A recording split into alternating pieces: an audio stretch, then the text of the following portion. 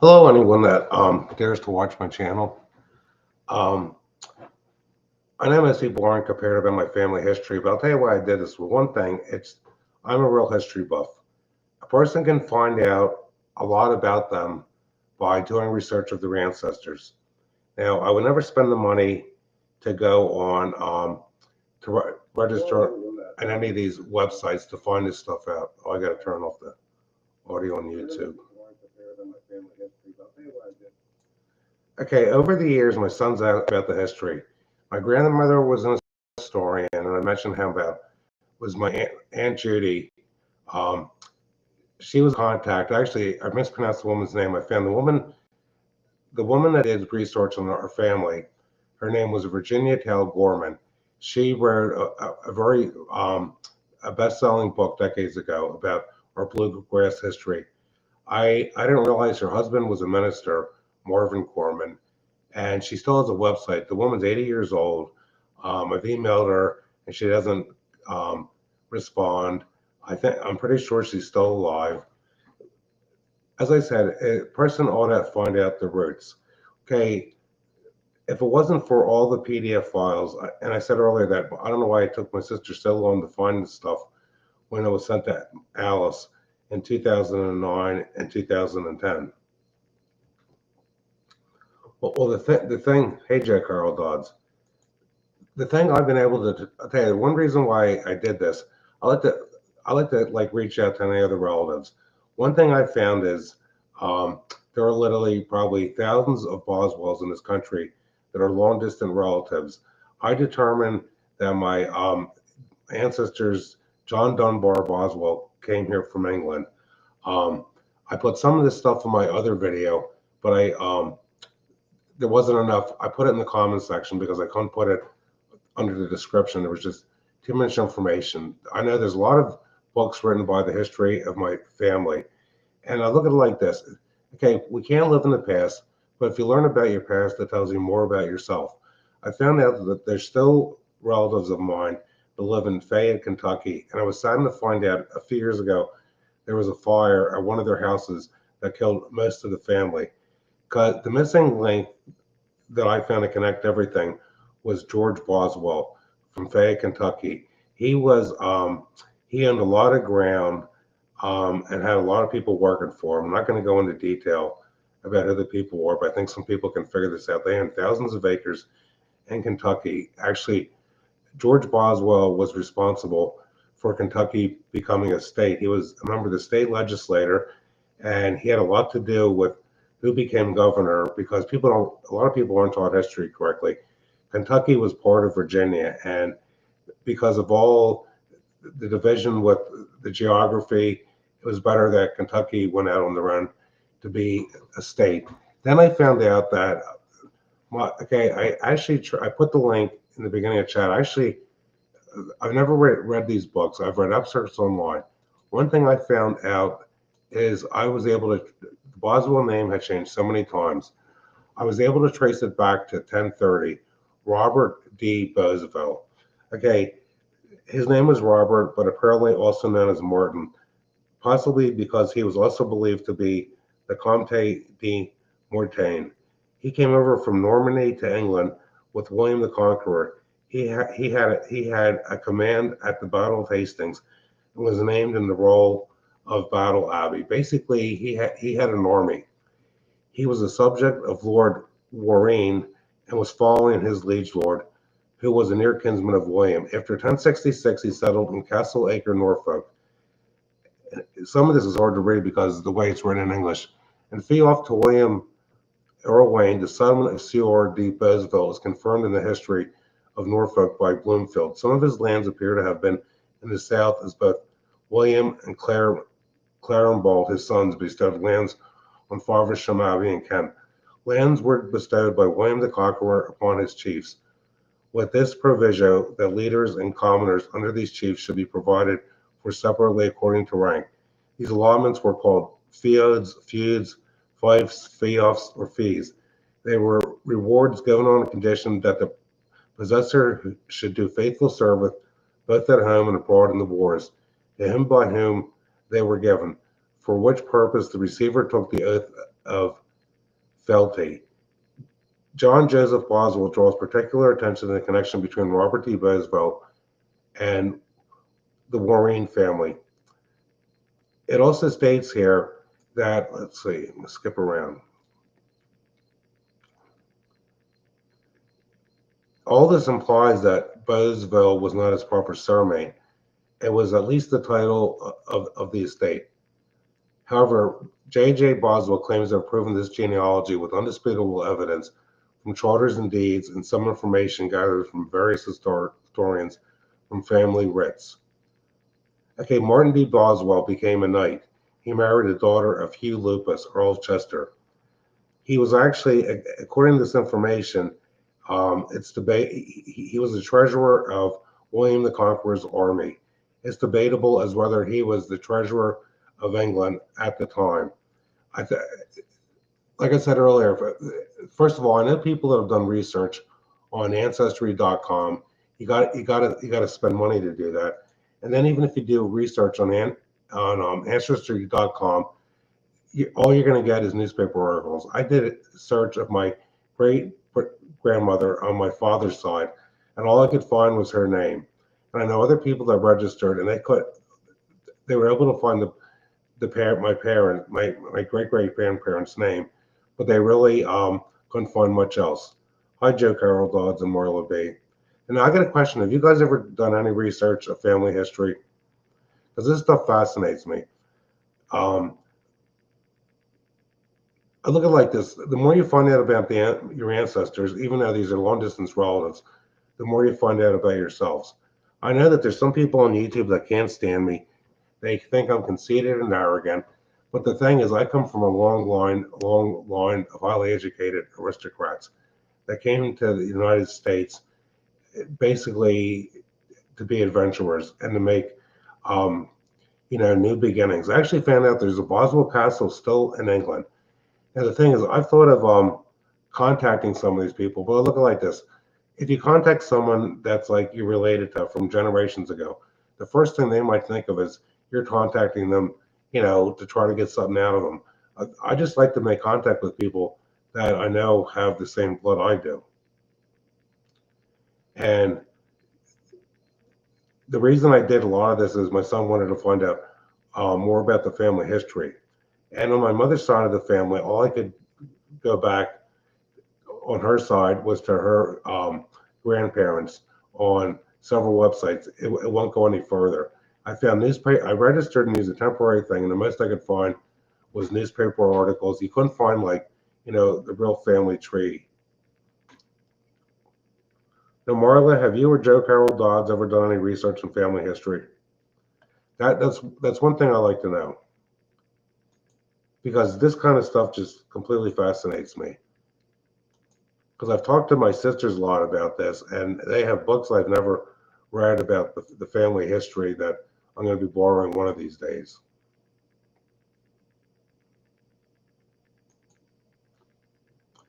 You figure everybody in this country has roots, and the only way you're going to find out about them is to do some research.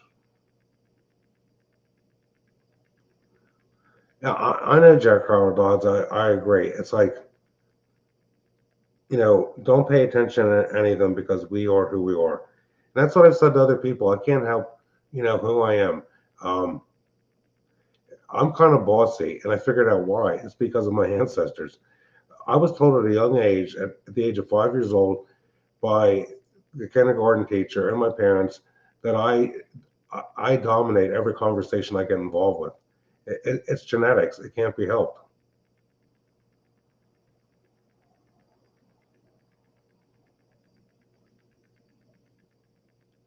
I was hoping a few more people show up. I might even, somebody I know, I like.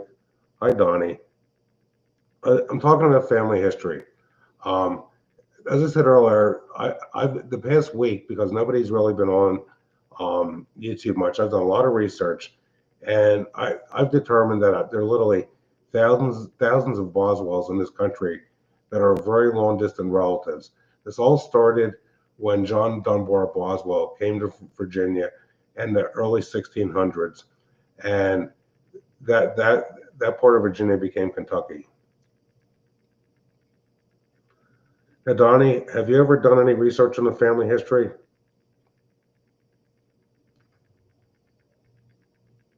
Now, I wish I could put these PDF files on the internet, but they're just too big.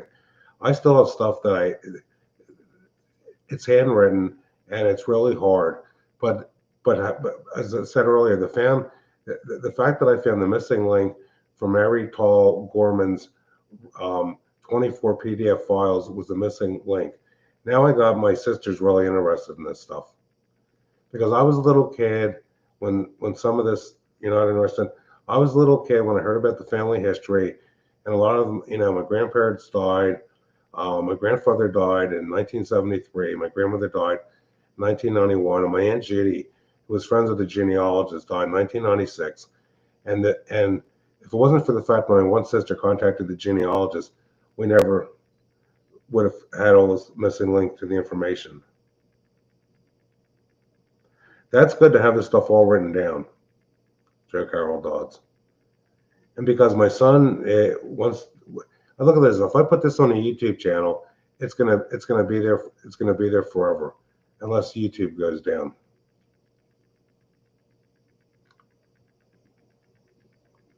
Let's see here. I was hoping somebody else would show up and tell me what they found about their family history. And another thing I found about my family history, okay, and don't hold it against me.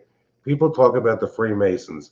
Well, from what I've been able to find out, almost everybody that came here, except for the Pilgrims and Puritans, the people that came here from England in the early 1600s, most of them were Freemasons. It's mentioned on a lot of the papers I have. And the thing is, one of the predominant religions of my ancestors that came here from England was Presbyterian. Now, you look how Presbyterian has changed. And, I've heard good stuff and bad stuff about the Masons. Hey, Ken, you want to come up and talk to me for a little? Let me put the, let's see here.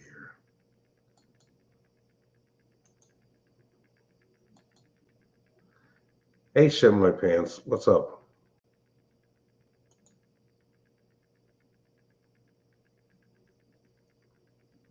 I enjoy doing research. And the thing I'm trying to find out next, you won't even believe it. They say, my ancestors came like that. My ancestors there's books about them. They were considered the king of the gypsies. They traveled from France, where the town was named after them. They traveled to Normandy. Then they went with William the Conqueror. He had an army, my direct ancestor, and fought in the Battle of Hastings, 1066. The thing I'm trying to find out next is Donald Trump's history. Because you figure my ancestors settled in Scotland and Trump's ancestors were from Scotland. There's a possibility that my ancestors hundreds of years ago knew Trump ancestors. That shows you how small of a world it is.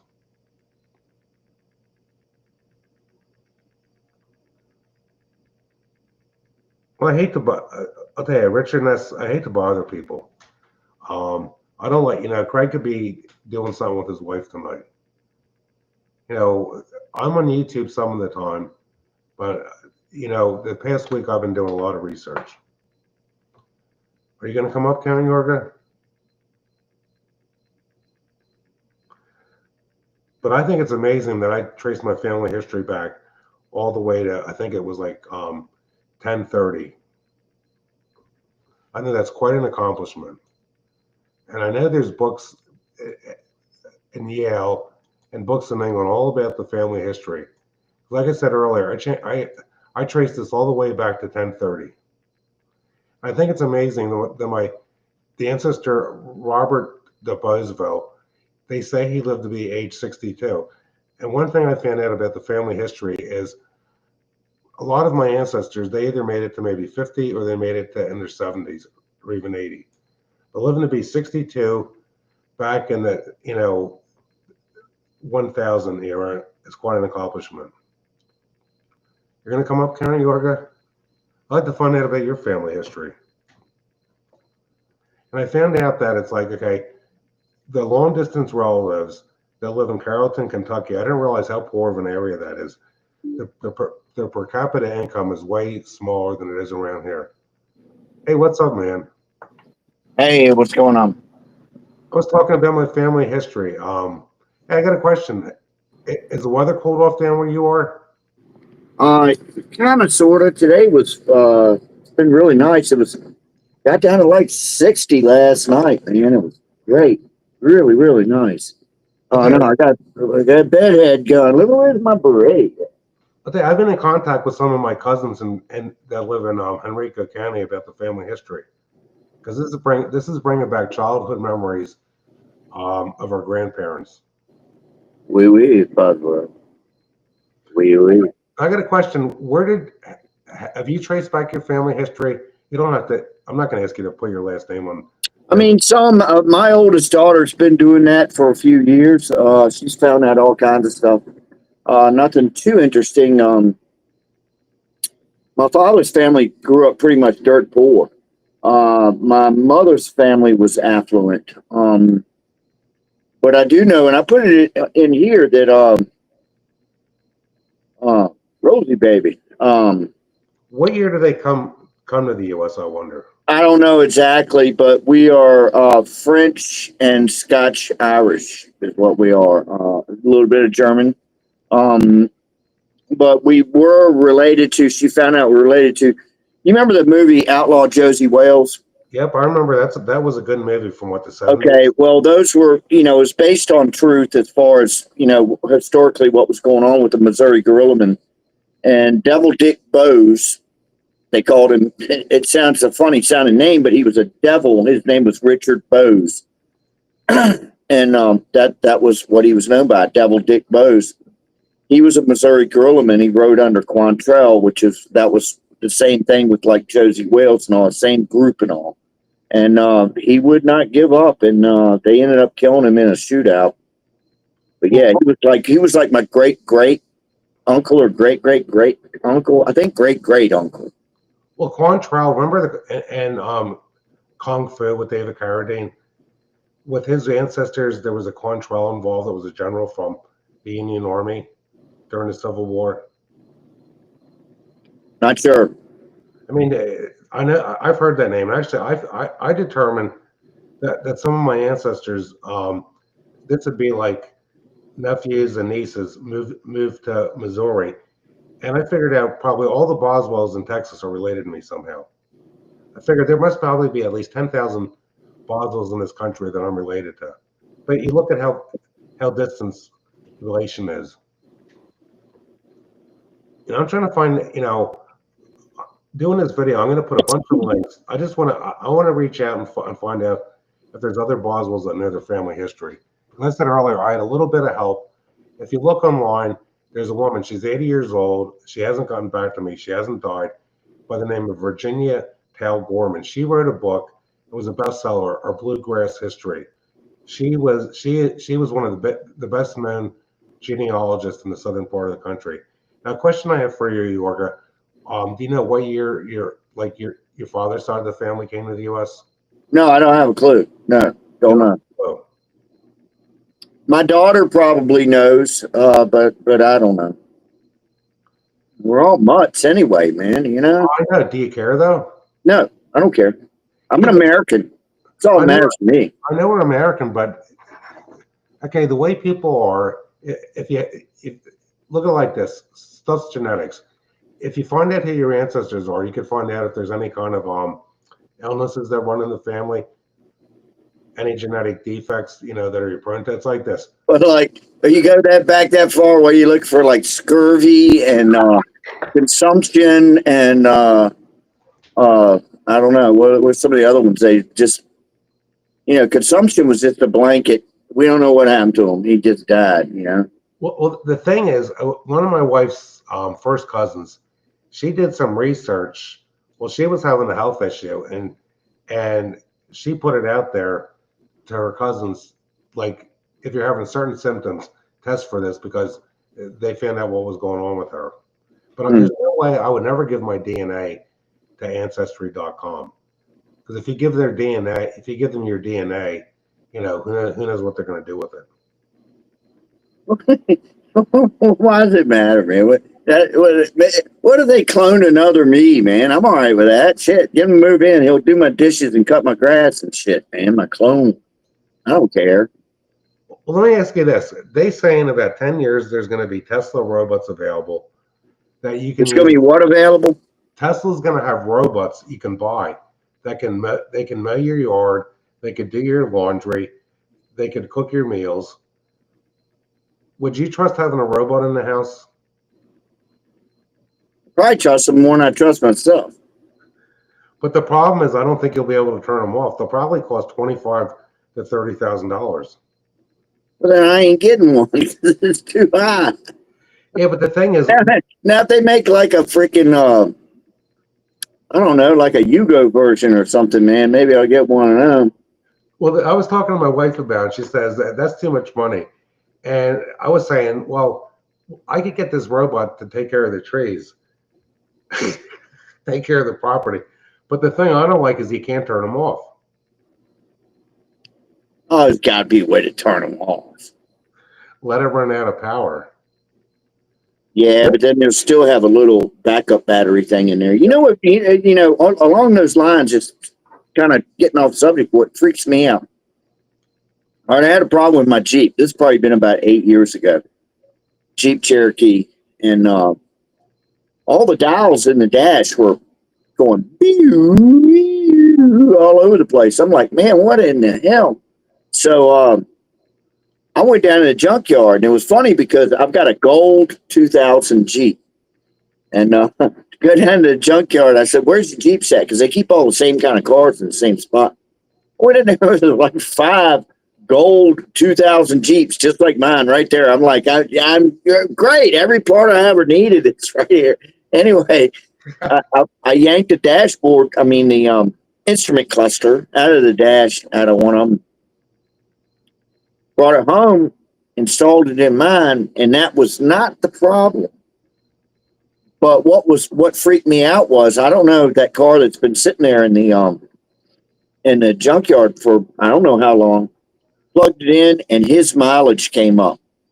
It was so there was some kind of memory chip or something inside of that instrument cluster that the other guy's mileage came up, man. I was like, holy hell, he had a lot more miles on his than I did.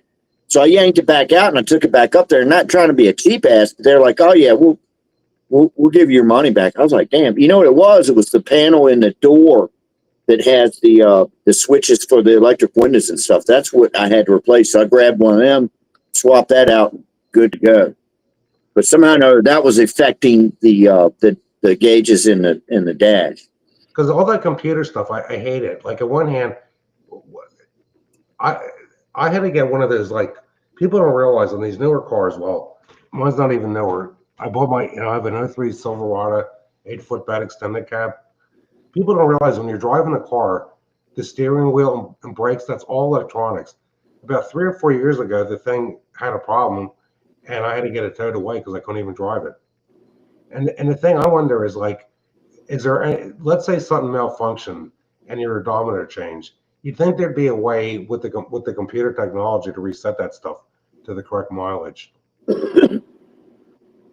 Who the hell knows? I'm not getting any other vehicles. My youngest one is a 2008, and I'm not. They say don't get anything over a 2000 as far as if you want to work on your vehicles and stuff, man. And there's a tremendous resurgence in people getting older vehicles and just keeping them running themselves, because you can't work on a new car now. Well, did you hear what happened to John Deere? If you have a John Deere tractor, like a bigger one, you can't fix stuff on it because of the computer code. They have it, except for changing the oil and transmission fluid, unless you're replacing something in the linkage, you can't do certain repairs unless you're a John Deere dealer. Yeah. You can't even get the parts unless John Deere, I read, is laying off 200 people in this country. It's because they screwed up the company. The company. I never liked John Deere stuff. And the little John Deere riding mowers are all made in China. Yeah, they ain't worth a damn. They say there's two levels of John Deere. There's like the, your lawnmower you get at Lowe's or whatever, and then there's a higher level of like the actual farm stuff. And I believe that, but I've ridden several of the lawn tractors, and I just don't like them, man. I'd pick a Craftsman, every day over a John Deere. I just don't like them. Well, all the riding mowers, there are companies making them in this country, but you're going to pay more for them. Because I take it's a long story. There's one dealer around here. If I have something on my Billy Goat Outback I can't fix, I take it to him because they don't even charge that much. They're so good at work. But he was saying that it's better to get a mower made in the USA. Absolutely. And it amazes me the number of people around here now that are using electric lawnmowers. Using what? The electric lawnmowers. Oh my God. I don't like anything electric. What about an electric razor? Now I would try one of them. Yeah. Oh, I've actually got one. The beard trimmer and stuff. I've got one of those. Hell, I cut my hair with that damn thing. I cut my hair. That's different, man. I mean, I'm talking about something you have to use all the time. My son plays guitar and he loves active pickups. So all of his guitars has to have a 9-volt battery up inside the guitar somewhere to run the pickups. Not me. He loves them. More power to him, man. I don't like anything that runs on a battery that doesn't have to. I would tell Rosie Decor, those are my wife's kettlebells. She uses those when she works out. My wife is really into fitness. She gets up at 3 in the morning and works out for about an hour and a half. She's a nut. Well, let's get back to what you were saying again about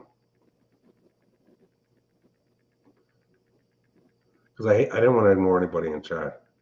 Okay, one thing I like about the Kubotas are you don't have to have a computer code to fix the stuff. Like from what I've been reading, let's say you got to put a new fuel pump on a John Deere tractor. If you take the old fuel pump off and put a new one on, it won't work because you need a reset code. Kubota's not doing that with their equipment. And most of these smaller Kubotas, you know where they're made? In Gainesville, Georgia. The engines come from Japan and they're put together in Georgia. They actually might be making some of the engines there now, according to my Kubota dealer. Oh no, it's all bullshit though. I've told the story before. I'll tell it again. Where just not that long ago, a guy had a fairly new Ford F-150 truck, and those things are $60,000 to $80,000, man. I looked into getting a new truck, and his just freaking died, man. Took it to the shop. Nobody could really figure out what it was. What happened was, got water in his taillight, and that came up until it shorted out the taillight. Well, back in the old days, you pull the thing off, you go get another bulb for $3 and shove it in there, and then seal the thing back up, put it on there, and you're good to go. No. This thing shorted, when it shorted the taillight, it shorted out all the little brain systems up in the motor. So every single thing was shorted out. It didn't know what it cost. It cost him $5,600 because of a burnout taillight. I know what that happened because the way they designed it, it was a series circuit. The way the lights in the older cars and trucks like mine, it's a parallel circuit. So if the light bulb burns out, it's not going to affect anything. That was an engineering mistake. They should have had everything set in parallel. You figure in parallel, okay, everything's independent from one another. Well, they want this shit to break too, Boswell. I know, so they can make more money. Yeah. Because you were saying about if you had to replace one part, I'm trying to think what it was, you replace the whole thing. The new Ford Maverick trucks, just think about what's something that eventually you're going to have to replace, in any vehicle. The battery. The new Ford Maverick trucks, you've got to tear apart all kinds of shit just to get the batteries down in there, just to get the battery out and swap that out, whereas a normal car take you 5 minutes, maybe, That's why I'm on my truck, because my Interstate 800 cold cranking battery, you have that thing that holds it in place. It's just taking off the positive and the metal terminal wire, and that's it. Well, either way, it's messed up, man. I just don't like something I can't figure out and fix myself, man. I don't like that. Well, that's how I am too. They're making stuff. You're driving a car now. I was reading, they think in 10 years they're going to have flying cars. You know what they're going to name it? The Jetson. Well, they said that 20 years ago, about now. I mean, so I'll believe it when I see it. I know, Clint, when I had to put a new battery in the Kubota and my 2003 model, the interstate battery, I think it was $135. I like interstate batteries. They last longer. Actually, I had a problem with the Kubota, and I thought, you know what?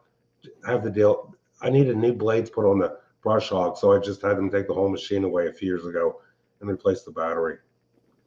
Because the battery cables were about ready to break. And to replace the cables, I couldn't get my hands in there. So I thought the Kubota dealer did it in no time. You figure this is a 22-year-old tractor, the older one I'm running. Well, that's one thing that kind of pisses me off about the whole pandemic is, of course, prices went up, and now that things are getting better, the prices should be coming down, but some of them aren't.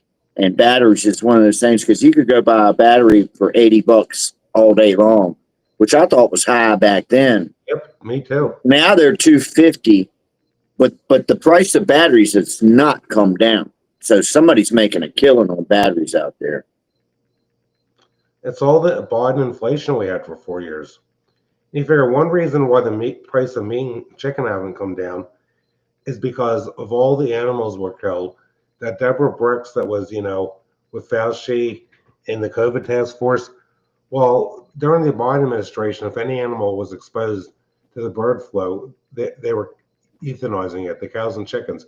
It's going to take years for the herds to come back. And you figure in Texas, one reason why there's not enough cows anymore, they put all these solar panels in Texas on grazing ground. Can you believe that? And then they're finding out putting these solar panels there is making the ground warmer.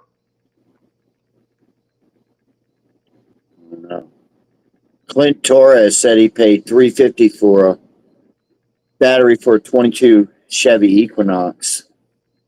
That's rape, man. I know it is. I mean, you know what's gone really expensive, and Kubota can't help it. The filters. My newest Kubota is the B2401 Narrow, where there's one company that makes those. The filter for the transmission was about $49. It's just a fuel filter. $49 for a fuel filter, not a fuel filter. It's an oil filter. $49. And the oil filter to the Kubotas, they're like $18 a piece now. And they're all made by Wix. And if you buy the aftermarket version, it costs more than getting it from the Kubota dealer. I know, it's armed robbery. Yeah, I just changed the the motor in my boat is it's a 3.0 straight inline 4-cylinder. I'm pretty sure it's a Chevrolet motor. I'm not sure. It's a Merc Cruiser. It's pretty easy to work on, man, and I like that. It's a 2013, which you would think it'd be, but it's. I mean, I've changed oil in it, and I just got spark plugs. I'm getting ready to change them. They shouldn't be too bad. I've got to take apart some of the linkage going to the throttle to actually get in there to get to where the spark plugs are. But I changed the fuel filter / water separator, which looks just like an oil filter. I changed that out. So what happens is the water goes to the very bottom and settles there. Because you're always going to get water in your fuel. What kind of gas does that engine take? Do you have to put high octane in that? Yeah, high as I can get. 93. Yeah. But I put 90. We get 93 as high as you can get here, and I put that in everything. I put it in my lawnmowers. I put it in all my vehicles. I put it in the boat. But I also with the boat, I'll also put seafoam in there, and also during the winter, I put this Stay-Build stuff, which is a gas stabilizer. So far so good. I'm in my ninth year with this boat. So yeah, just try to keep it going. But I can get in there and work on it. I mean, it's awkward because you got to get down. It's like the engine's down in like a hole, you know. It's you kind of sometimes you got to lay all the way down out on the deck and get your hands down in there. But for the most part, you know. Where did he use that? Just on the James River? There's a lake called Lake Chesden near here that I go to, but Lake Chesden's kind of boring because it's only 8 miles one way and 8 miles back the other, and then I'll go to the James River and I can go. It ends in the ocean, so you know. I mean, I can. That's what I like to do is just ride for long periods of time. But I'm getting ready to go to the York River before too long. I'm going to do that, and I've had it down on a lake in North Carolina where some friends of mine live. You know, it just depends, but mostly James River. How many miles do you go when you're on there sometimes? Like, I got a 23-gallon tank, and I'm getting between probably 3 and 4 miles to the gallon. So I go 60, 70 miles, I think. I didn't realize the mileage was so poor because my Aunt Judy and Uncle Al, I think they had a boat down. They used to use it down the Chesapeake Bay when I was a kid. Right. Yeah. I also have a cool thing is I've got an above deck tank, 22 gallons that I can strap on. It's got its own little gas gauge and everything. And I made a pump with a automotive electronic fuel pump that I can just, I've got the cigarette lighter thing. I can just plug it into the cigarette lighter. So I can pump from the above deck tank down to my other tank. So that gives me 45 gallons altogether. So I can go for a long ways on that. And you figure the big difference, people don't realize, like when you get the high octane gas, you know, that's what I got to use in my chainsaws. The big difference isn't just the octane. The higher octane gas has more additives that clean everything out. Like when you get 87 octane, I don't think there's really any cleaning additives in that. You're just getting straight. Yeah, it's just better all the way around to use the best stuff they have, man. That's the way I see it. Well, and you'll actually get better gas mileage if you use the high dollar gas. Well, I don't drive too far. And the thing I found is, believe it or not, okay, when it comes to my Kubotas, I rarely buy diesel. You know what I do? I get fuel oil. When they bring fuel oil for the furnace, I just fill up about 40-gallon containers. I have all these containers in the garage. I found when I buy diesel at a gas station and the container's empty, there's like junk in the bottom of the container. Where when I get fuel oil, I've never seen any junk at the bottom of the container. Isn't that amazing? The fuel oil is red because they put the red dye in it, because if somebody would be pulled over using a diesel truck and they find red in there, a cop, they're going to fine you for that because you're not paying the road taxes. But the fuel oil is much cleaner than buying the diesel. Yeah.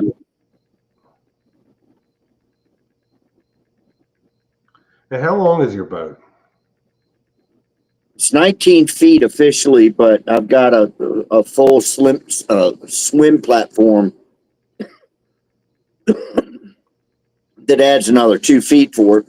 So if you were literally going to measure it from stem to stern, it's 21 feet long. Now, how many passengers can you fit on the boat? It says 7, but to be honest with you, it ain't worth a damn with any more than the most I like having on it. It's 3. 1 is perfect. 2 is okay. 3 is pushing it, and it's because the whole front of the boat is cabin. Now, if I could put somebody up in the cabin and they didn't mind riding up in there, it would be a lot better because of weight distribution. But who wants to ride in the cabin? You can't see anything. You can't do anything. So if I've got 3 people, from the dash on back, the boat, it rides fine. But if I put any more in that, it's going to want to try to do this shit because all the weight's in the back. You see what I mean? I could trim it out and everything, but I don't like 3 is tops for me. But it'll hold, I think 7 people or up to 1,100 pounds, something like that. But, I understand what you mean. Like when you're in the boat just by yourself, you probably have much better control over it. Oh, I love it. Mm-hmm. What's crazy is I've got a double bimini top. So, most people have the one single bimini top, but I've got one that goes all the way back and it's 7 feet tall. They zip together. It's like a big ass wing. That boat does so much better when I have that top on as far as handling. You can feel that it's actually helping to bring the boat up out of the water a little bit better. I get better gas mileage. I mean, it's crazy. I've never seen anything. I don't think I've ever looked online, for anything like that. But I know for a fact, just from driving it around, it's a different animal altogether. With it's like it's got a wing on top that helps. It's aerodynamics or better. Yeah, Mm-hmm. yeah. It's adding lift. As the boat's coming up out of the water, that wing is pulling it too. So, how fast can you? How many knots can you go? Well, it's miles per hour. Then what's your top speed then? I would say with just me about 36, but who wants to go wide open throttle all the time? I don't. There's a 5 or 10 miles an hour. There's a sweet spot that you can find and you just know when you know. When you know what I mean? Mm-hmm. So I can get up on plane, and to me the sweet spot's right about somewhere between 26 and 28 miles an hour. That's where I'm just cruising along. I can tell I'm not just killing it, It's cruising along. I'm up on plane. It's like I know that's where it's most efficient with gas mileage and everything else. And I'm fine. Shit, that's fast enough for me. When you're going slow, you can turn your head left or right. Well, at 28 feels like you're going fast in that thing. I can imagine. Now, when you're on the boat, you're the captain of that boat. Do you wear a hat? What? Do you wear a hat when you're? Not all the time. I've got several hats they're like captain hats, and I've got one that's just a ball cap that says captain. But yeah. Well, some people are showing up in chat. I thought I'd just do a live stream tonight out of the blue. I'm curious to see how soon a judge stops Trump from deploying the National Guard in the cities he's going to bring them in to get rid of the crime. Oh no, they're certainly going to try. Well, do you think the woman running for governor as a Republican has a chance? Because she's the deputy, the vice governor, or whatever they call it in Virginia. In Virginia?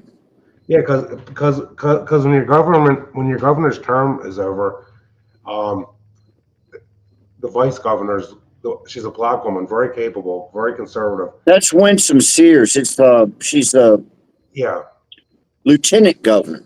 Lieutenant, that's the word I was thinking of. Yeah, she's running for governor. Sadly, I don't think she's going to make it. I wish she would.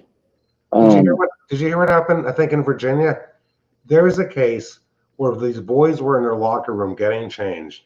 Yeah. And a girl that identifies as a man came in there and took her clothes off to get changed. And she wasn't the kind of girl a teenage boy would want to see undressing. Well, what she also did was she videotaped the boys undressing.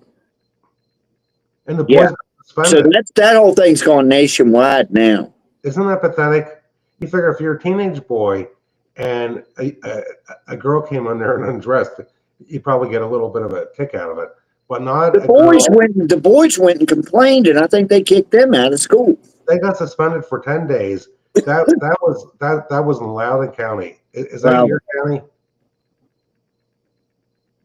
That's Northern Virginia. Northern Virginia is a totally different animal. I'm in Central Virginia. I wish they would split. I wish there was a North and South Virginia. I really, really do, because it's DC is what it is. It's Northern Virginia is all DC. It's a nightmare. I used to have to play up there a lot, and I would always be like, "Oh God, not DC again," or Baltimore, or Alexandria, or Annapolis, Maryland, or we played a lot of places up there.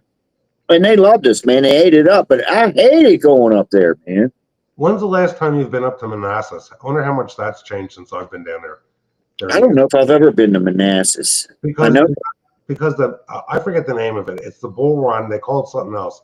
Bull Run, yeah, Manassas. That was where the first battle, I think, of the Civil War was held, wasn't it?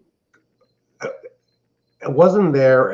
It was at that fort, but there were battles there, and that is really pretty scenery. I remember the first time I went down there as a little kid. Uncle Al took us for a ride, and he was showing us the statues and the monuments that had writing, and it was just all open ground. And he took us to a place where we were high enough that you could see the Blue Ridge Mountains on the horizon. Yeah. Yeah. Like the older I get, with family members that have died, the more you think of your childhood. You figure the older a person gets, the more we have to look back on. Yeah, I miss those days, man. I miss a lot of people, and I miss the way things were, and It was a simpler life back then. yeah. You figure most of the people in this country had values. Even though I have certain family members, I was talking to my one sister on Facebook, and well, she's like in between. I was saying, what do you think would have happened when I was in high school if I went into the girls' locker room when they were changing? The principal would have called the police, and they would have taken me away. Well, you get your ass beat too. You're gonna get your ass beat. Mm-hmm. Probably more than once. Then you're gonna get kicked out of school, or probably expelled, where you never can come back. And I still can't believe those guys that had the girl that identifies as a man. That what I heard, she must be a real fatty, unattractive. Okay, she didn't get in trouble. I mean, when you were a teenage boy, if a 250-pound girl, that's what I think. Let's say for sake of argument, if a 250-pound girl came into your locker room to change in her swimsuit, you won't want to see that. I'd have stripped down right in front of her and went, "Wow, baby!" I'm telling you, I would have. Here it is. I'd have done the helicopter and all that shit, man. You want to see something? Here you go. But it's kind of it is a sick world, isn't it, though? Yes. Now, I don't know if we talked about it before. Have you heard about that comet, the Atlas Comet 3I? Yeah. I'll be curious to see what happens. Avi Loeb from Harvard, he's probably the leading astrophysicist in the world. He is having like basically a debate with NASA. He disagrees on the path of the thing, that it's even a comet. It's possible that thing could hit a planet. If that thing could hit a planet, who knows what could happen? Man, there's so much shit out there that we don't even know that might be aimed right at us, man. The space is shit flying around everywhere all the time. You figure that thing there, what bothers me about that is more than likely it's a flipping rock, They say, well, it is showing signs of intelligence. Okay, well, cool. Maybe it's something from some other place with intelligence. But then they get on this thing that it's hostile and it's going to attack us. Where do you get that shit from? Well, the thing that doesn't make sense is gravity. The gravity of the sun isn't affecting it. It's traveling at the fastest speed of any object they've ever seen in the solar system. If gravity doesn't affect it at all, it could be self-propelled. And when it goes around the other side of the sun in the fall in October and it's visible again, if it doesn't have a tail, it proves it's not a comet. Well, nothing we can do about it. There's nothing we can do about it. And you hear now they want to send a probe to the Apophis asteroid, which is going to have a close call with Earth on Friday, on April Friday the 13th, 2029. They say it's going to come within 17,000 miles of Earth. It could take out some satellites. And there's other people I've seen on YouTube saying they think it could actually hit Earth. If that thing hit Earth, we could have it could be like the asteroid that hit Mexico and wiped out the dinosaurs. Mm-hmm. And boom, we're all gone. We're all done. There you go. What do you do about it? Nothing. There's nothing we can do about it. Well, they just did within the past few years. I don't think it was the United States. It might have been India. There was an asteroid that was kind of sort of coming this way, and they wanted to see if they could possibly deflect it, move its direction, just for in future if something really is, So they went up there and they, I think they crashed their spaceship right into it. Well, what they weren't counting on, some of these comets and stuff, they're not really solid. They're just like a bunch of pieces that are just being held together by gravity or whatever. And when they hit it, it just, now you got all these little chunks of shit that are headed their way, you know what I mean? And, that ain't good either. So these comets have rocks and ice at the core. And this past week, there was something, they say it was a large meteorite. It exploded over the skies of Japan, and it was seen by a large number of people. It scared the shit out of people in Japan. It lit up the sky big time. Yeah, well, shit. Well, tell you know what? I think it's going to be an interesting fall. Then look at it like this. If it wasn't for the planet Jupiter, Jupiter's gravity protects us from asteroids in the asteroid belt hitting Earth. Because remember when the Shoemaker-Levy comet hit Jupiter back in, I think it was 1997? Yeah. If something would happen with this Atlas comet 3I, where it could hit something and break up, we could end up Earth's course through the universe in the solar system. We could possibly be bombarded with small asteroids breaking up and hitting the Earth. Just like these experts say that what wiped out Sodom and Gomorrah was basically, they think, asteroids falling from the sky. Well, it was God is what it was, and it was fire and brimstone, and you could still go to that site today and find little balls of sulfur, and you could take a lighter and light it, and they catch on fire. No shit. Yeah, Marla B, I think fall's going to be very, very interesting. I am curious to see how long it takes for someone. I mean, if that John Bolton had classified stuff, he ought to be indicted. I don't think they're going to go after Joe. But they'll get some of these lesser guys. They're not going to get they're not going to get Hillary or Joe, or they're not even going to get Hunter. I mean, they just aren't going to do that shit. Well, time will tell. No, I think they are. It'll be payback. I hope they get all these people. And you figure, if they we don't know who all these whistleblowers are. Do you think someone like, if Comey or Adam Schiff are indicted or Bolton, you think they would make a deal if they get found guilty of violating the Espionage Act or treason, they could be in jail the rest of their lives. Good. That's what I hope happens. I believe in karma. What happens comes back to haunt you. I'll tell you, I haven't froze up yet.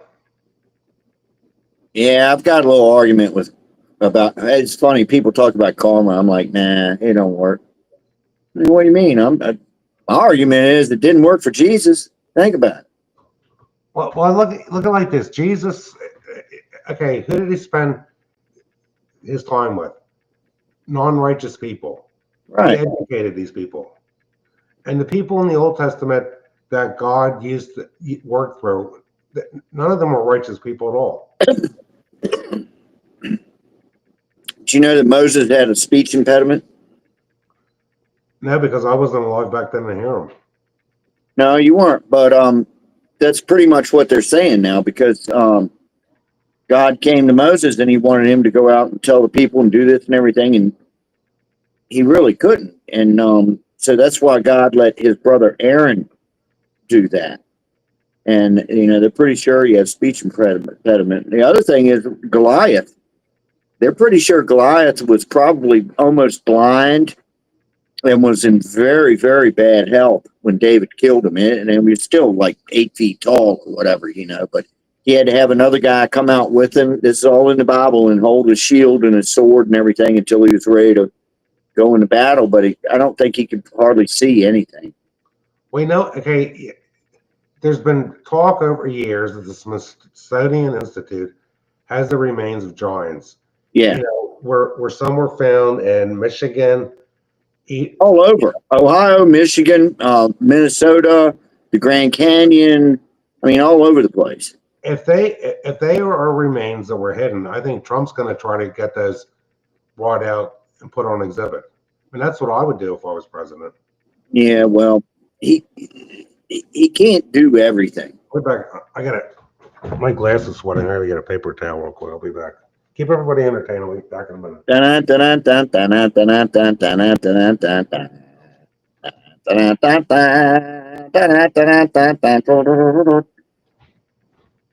What am I supposed to do, Boswell? I'll be back in a minute. Put my glass. He'll be back in a minute. He went to get a paper towel.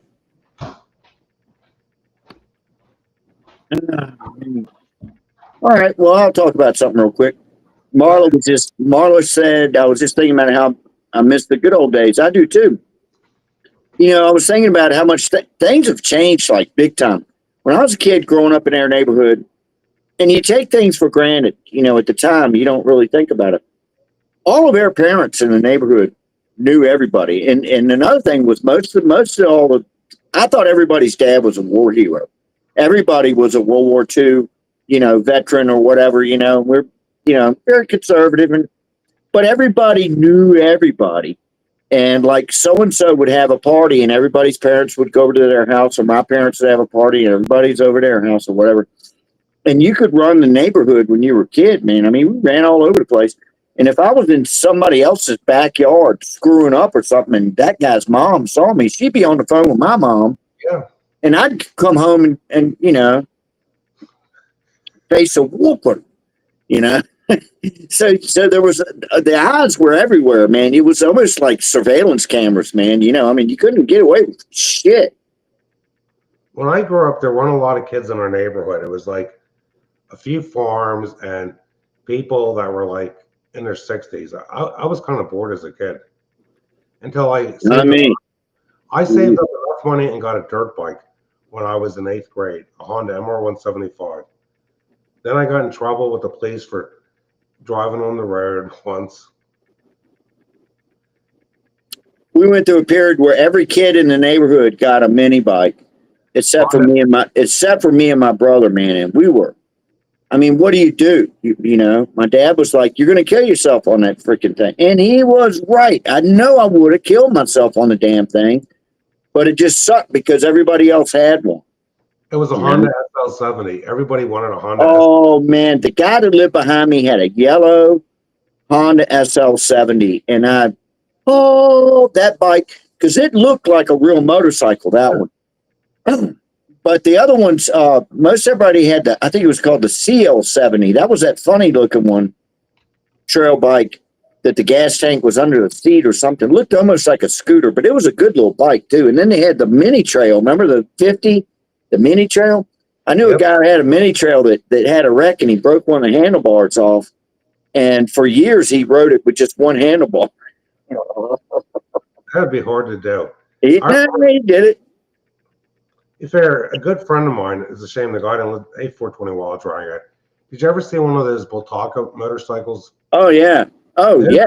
Those were good dirt bikes. I got a friend that was sponsored by Bultaco. He was you know, doing motocross.